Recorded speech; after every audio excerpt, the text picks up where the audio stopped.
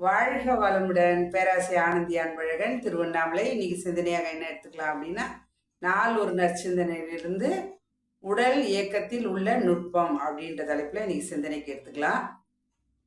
பொதுவாக பார்த்தீங்க அப்படின்னா, உடலே ஒரு அற்புதமான ஒரு பொக்கிஷம். உணர்ந்தவங்களுக்கு தான் தெரியுது. சுவாமி அழகான ஒரு வார்த்தை சொல்றாரு. எதுவுமே ஈஸியாக எளிமையாக கச்சிச்சு அப்படின்னா அதை வந்து யூஸ் அண்ட் த்ரோ மாதிரி மனிதன் நடத்துவான் அப்படின்னு. உண்மை அதை நம்ம கேட்டு பெறவில்லை. அதாவது ஒரு உணவை எடுத்துட்டு போறோம் அப்படின்னா, உணவு கெட்டுடுச்சுன்னு முதல்ல மூக்கு சொல்லுது. இதுவே ஒரு சின்ன விஷயத்தையே நம்மளுக்கால கண்டுபிடிக்க முடியல அப்படின்னா, இந்த உடல்ல எவ்வளோ எவ்வளோ ஒரு நுட்பங்கள், எவ்வளோ ஒரு ஆராய்ச்சி, எவ்வளோ ஒரு தொழிற்சாலை, ரசாயன மாற்றம் எவ்வளோ நடந்துட்டு இருக்கு. அப்ப இதுல என்ன நடக்குது அப்படின்றத சுவாமிஜி என்ன சொல்றாருன்றத இங்க சிந்தனைக்கு எடுத்துப்போம். நமது உயிருக்கும் உடலுக்கும் ஒத்த உறவு இனிமையான உறவு இருக்கும் வரையில் என்ன இருக்குங்க? உடல் நலம், மனவளம் பாதுகாக்க பெறும். உண்மைதான். ஏன்னா உடல் நல்லா இல்லை அப்படின்னா எதுவுமே நல்லா இருக்காது. உடல் நல்லா இருந்துச்சுன்னா பாருங்க, மனசு சிறப்பா இருக்கும். எவ்வளோ கோடி பணம் கொடுத்தாலுமே இந்த உடல், அதாவது கடனே இல்லாதவன் பாக்கியவான். அதுபோல நோயற்ற வாழ்வே இல்லாதவனுக்கானுங்க கோட்டீஸ்வரனோட உயர்ந்தவனா இருக்கிறான். ஏன்னா நோய் என்பது மனிதனை சிதைக்கும் ஒரு உளி, என்னை பொறுத்தவரையில் தான். அப்ப இந்த பாதுகாக்கணும் அப்படின்னா இந்த உறவானது நீடிப்பதற்கு இரத்த ஓட்டம், வெப்ப ஓட்டம், காற்றோட்டம் இவை மூன்றும் சரியாக இருக்க வேண்டும்.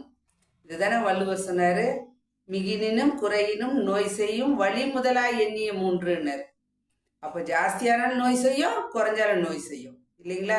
பிபி ஏறிச்சுன்றாங்க, பிபி குறைஞ்சிச்சுன்றாங்க. வீசிங் நிறைய இருக்குன்றாங்க, வீசிங் அவங்களால மூச்சே விட முடியலன்றாங்க. இதெல்லாம் நடத்துவது எது? இரையாற்றல்.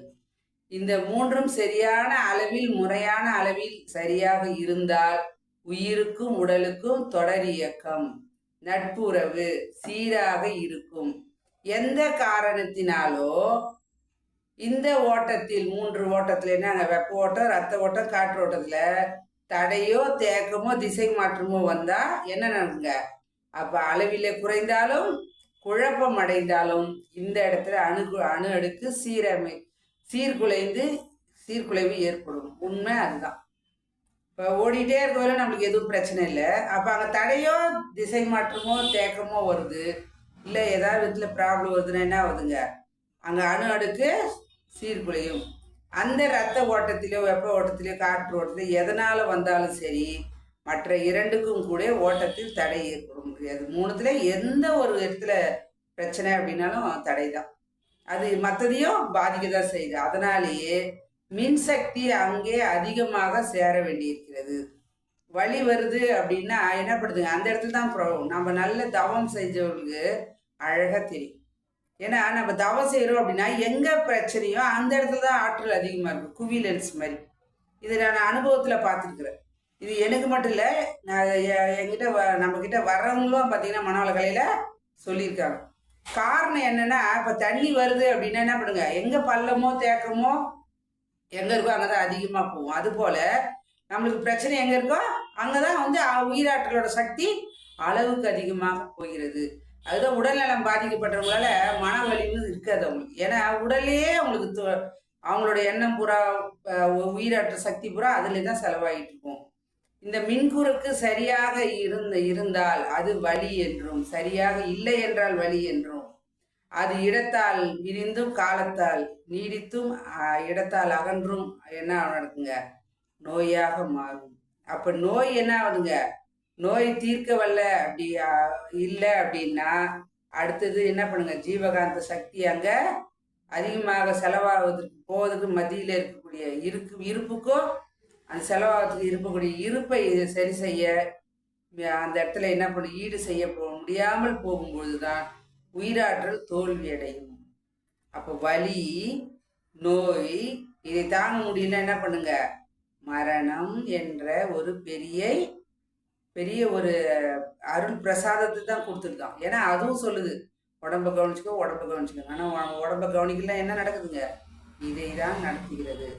அப்ப அதுதான் தன்னாலே ஏற்படக்கூடிய அந்த மின்கலத்தை சொல்லக்கூடிய விந்து நாளத்தை தகர்த்தெறித்தி விட்டு இந்த தாங்கி என்ன பண்ணுங்க, இருக்கக்கூடிய விந்தையோ அல்லது நாதத்தையோ உடைத்து கொண்டு வெளியேறி உயிரை உடலில் இருந்து பிரித்து விடும்.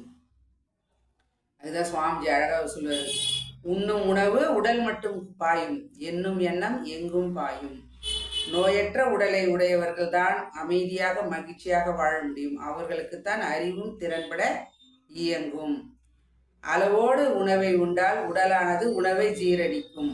அளவுக்கு அதிகமானால் உணவானது உடலை ஜீரணித்துவிடும். வாழ வேண்டும் என்று எண்ணி இந்த உலகின் மீது வந்ததில்லை. வினை தொடராய் பிறந்து விட்டோம். வாழ வேண்டும்.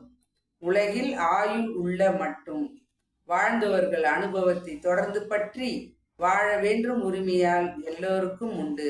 வாழ்வோர் சாதகமாய் வாழும் மட்டும் ஒன்று கூடி வாழ்ந்திடுவோம் ஒரு திட்டம் வளமாய் வாழ. அந்த விதத்தில் சுவாமிஜி இதில் நிறைய சப்ஜெக்ட்லாம் கொடுத்துருக்காரு. சுவாமிஜி மனவளக்கலையில் வந்தீங்கன்னா இன்னும் புரிஞ்சுக்கிட்டு அறிஞ்சிக்கிட்டு தெரிஞ்சுக்கிட்டு உடலை வளர்ப்போம் உயிரை வளர்ப்போம் திருமூல சொன்னதை வாழ்க்கையில் ஃபாலோ பண்ண நம்ம ஒரு அற்புதமான வாய்ப்பை கொடுத்த இறைநிலைக்கும் குருவர்களுக்கும் இதுகாலம் செய்யும் எடுத்த அனைத்து நல்ல அன்பு உள்ளங்களுக்கும் நன்றி.